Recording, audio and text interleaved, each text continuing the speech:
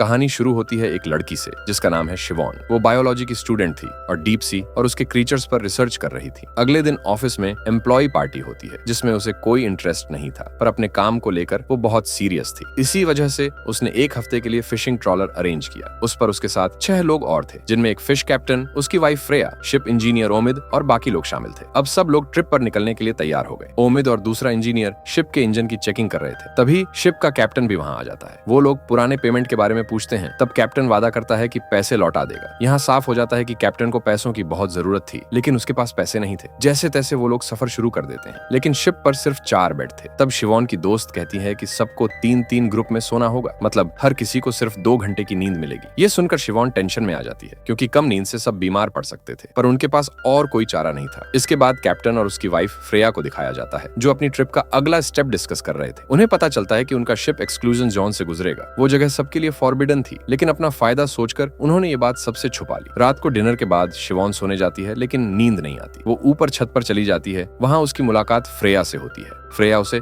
सी waves के बारे में बताती है। वो कहती है कि एक बार वो इसी शिप पर अपनी फ्रेंड के साथ, तब उसकी फ्रेंड का साथी सी में मर गया था। इस वजह से उसकी फ्रेंड बहुत दुखी हो गई थी। फिर उस लड़की ने खुद को सी के हवाले कर दिया और हमेशा के लिए वहीं रह गई। असल में इस सी का जो चमकता हुआ पानी दिखता है वो उसी लड़की के बाल हैं। इसी तरह उनकी पहली रात गुजर जाती। अगली सुबह वो लोग देखते हैं कि शिप के पास कुछ व्हेल्स घूम रही हैं। ये सब देखकर शिवॉन हैरान रह जाती है, क्योंकि व्हेल्स ज्यादातर अकेली रहना पसंद करती हैं, शिप के आसपास नहीं आती। तभी उन्हें कुछ अजीब आवाज सुनाई देती है। फिर पता चलता है कि 1 मील की दूरी पर बहुत सारी व्हेल्स मौजूद हैं। अचानक उनका बोट किसी चीज में फंस जाता है। ओमिद तुरंत इंजन रूम में जाकर चेक करना शुरू करता है। वहां उसे नीले और हरे रंग का अजीब मटेरियल मिलता है। फिर शिवॉन वहां जाकर उसका सैंपल लेती है। इसके बाद फ्रेया मैप चेक करने जाती है। उसे पता चलता है कि उनका शिप एक्सक्लूजन जोन में पहुंच चुका है, जहां जाना सबके लिए मना है। इसी वजह से उन्हें यहाँ व्हेल्स दिखाई दी। अब कैप्टन शिवॉन से कहता है कि वो पानी में जाकर चेक करे, क्योंकि सिर्फ उसी के पास डाइविंग सूट था। शिवॉन सूट पहनकर पानी में उतरती है। वहां उसे चमकते हुए टेंटिकल्स दिखाई देते हैं। तभी एक टेंटिकल उस पर अटैक करता है, लेकिन वो किसी तरह बचकर वापस शिप पर आ जाती है। शिवॉन सबको बताती है कि उसने वहां एक चमकता हुआ क्रिएचर देखा है, जिसके बहुत बड़े बड़े टेंटिकल्स हैं और वो शिप से चिपका हुआ है। ये सुनकर कैप्टन उसे जाइंट ऑक्टोपस की स्पीशीज बताता है और उसे पकड़ने का प्लान बनाता है। वो पानी में बड़ा जाल डाल देता है, लेकिन वो क्रिएचर इतना भारी था कि ऊपर नहीं आ पाया। तभी शिवॉन के फ्रेंड का हाथ रस्सी के लीवर में फंस जाता है और उसका हाथ बुरी तरह घायल हो जाता है। उसी वक्त शिवॉन देखती है कि उसके गिरे खून के पास वही नीला हरा मटेरियल फिर से दिख रहा है। अब वो लोग पूरी तरह इस एक्सक्लूजन जोन में फंस चुके थे। वापस जाने का कोई रास्ता नहीं था। मदद के लिए उनका रेडियो भी बंद हो चुका था और खाना भी लगभग खत्म हो रहा था। सब डरे हुए थे। तभी शिवॉन को थोड़ी दूरी पर एक और शिप दिखाई देती है। उसे देखकर सबको राहत मिलती है कि शायद कोई उन्हें बचाने आया है। अब वो लोग छोटी बोट लेकर उस शिप की तरफ बढ़ते हैं ताकि वहां से रेडियो और खाना मिल सके। लेकिन जब वो वहां पहुंचते हैं तो देखते हैं कि उस शिप पर कोई भी मौजूद नहीं है और उसका रेडियो भी पहले से ही खराब पड़ा था। जब वो लोग शिप के बेसमेंट में जाते हैं तो उन्हें कुछ डेड बॉडीज मिलती हैं, जिनकी आंखें गायब थीं, मतलब उनकी आंखें निकल चुकी थीं। ये देखकर कैप्टन बताता है कि शायद ये सब सी फीवर का शिकार हुए हैं, और वो शिवॉन को मना करता है कि ये बात बाकी लोगों को मत बताना, ताकि किसी को सच्चाई न पता चले। इसके बाद जब वो लोग अपनी बोट पर लौटते हैं तो देखते हैं कि वो चमकता हुआ क्रिएचर शिप से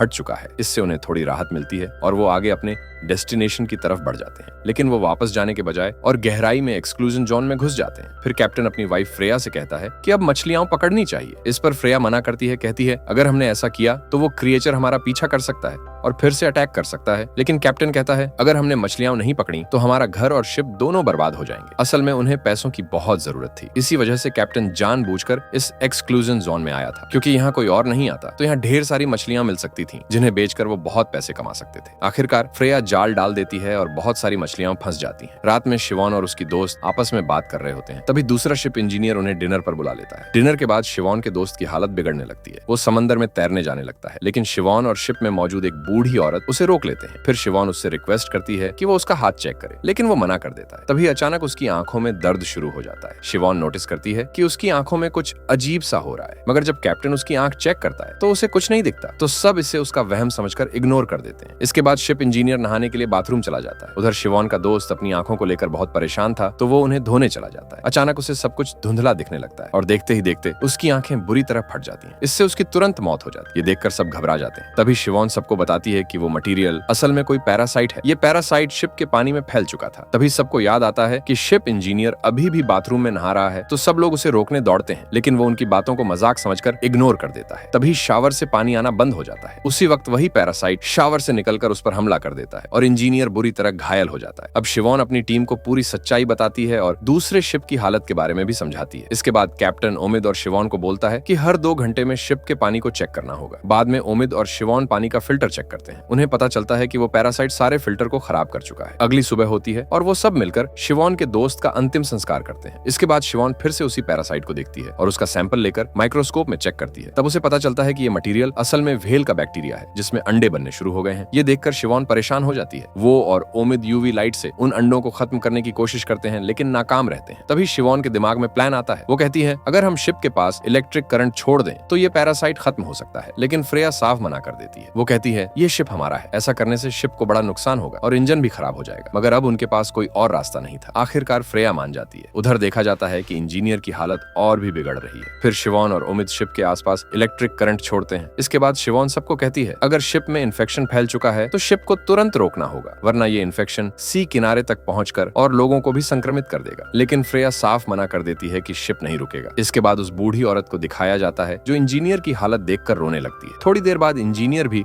इस इन्फेक्शन का शिकार हो जाता है। अब सबको समझ आ जाता है कि इस इन्फेक्शन से बचना इतना आसान नहीं है। फिर उस जहाज के इंजीनियर का अंतिम संस्कार कर दिया जाता है। इसके बाद सियोभान सबको चेतावनी देती है कि बेहतर होगा अगर कोई भी समुद्र के किनारे ना जाए। वो कहती है कि हमें 36 घंटे तक इस जहाज में ही बाकी आबादी से अलग रहना पड़ेगा, लेकिन उसकी बात कोई मानता ही नहीं। तो गुस्से में सियोभान रस्सी की मदद से जहाज का प्रोपेलर खराब कर देती है। ये देखते ही सब लोग आग बबूला हो जाते हैं और वो बूढ़ी औरत जाकर सियोभान को मुक्का मार देती है। थोड़ी देर बाद सियोभान सबको समझा लेती है कि उन्हें यहीं रुकना पड़ेगा। वो सबको कहती है कि अब सबकी इन्फेक्शन जांच करनी होगी। फिर सबकी आंखें चेक की जाती हैं और पता चलता है कि किसी को इन्फेक्शन नहीं है, मतलब सब सुरक्षित है। लेकिन अभी तक कैप्टन की आंखें चेक नहीं हुई थी, तो उसकी पत्नी फ्रेया खुद उसकी आंखें देखने लगती है। कैप्टन मना करता है, लेकिन फ्रेया जिद करके चेक करती है। जैसे ही वो चेक करती है उसके होश उड़ जाते हैं, क्योंकि कैप्टन सच में इन्फेक्टेड होता है। ये देखकर सब डर जाते हैं। अब कैप्टन सबको एक्सक्लूजन जोन की सच्चाई बता देता है। वो कहता है कि हम अब भी उसी जोन में हैं, लेकिन मैंने सबसे छुपाया क्योंकि मुझे मछलियां पकड़कर पैसे कमाने थे। ये सुनकर बूढ़ी औरत और ओमिड बुरी तरह भड़क जाते हैं। इसके बाद सब ऊपर डेक की तरफ बढ़ते हैं। अचानक वो बूढ़ी औरत सियोभान को सीढ़ियों में पकड़कर मारने की कोशिश करती है। सियोभान को समझ आ जाता है कि ये औरत भी इन्फेक्टेड है। वो उसे धक्का दे देती है और वो औरत ऊंचाई से गिरकर तुरंत मर जाती। दूसरी तरफ कैप्टन और फ्रेया अपने आखिरी पल एक दूसरे के साथ गुजार रहे होते हैं। फिर थोड़ी देर में कैप्टन की भी मौत हो जाती है। अब फ्रेया अकेली बोट लेकर जाने का फैसला करती है। ओमिड उसे कहता है कि तुम अकेली 36 घंटे बोट में सरवाइव नहीं कर पाओगी, ये खतरनाक होगा। लेकिन फ्रेया किसी की नहीं सुनती और अकेले ही निकल पड़ती। अब जहाज पर बस सियोभान और ओमिड ही बचते हैं। दोनों सोचते हैं कि अब किसी तरह पैरासाइट को खत्म करना होगा। तो वो जहाज के पानी के टैंक में जाते हैं और उसमें आग लगाकर पानी को गर्म करने की कोशिश करते हैं ताकि पैरासाइट वहीं खत्म हो जाए। जैसे ही वो लोग पानी का टैंक खोलते हैं, उन्हें दिखता है कि वो छोटे छोटे व्हेल के अंडे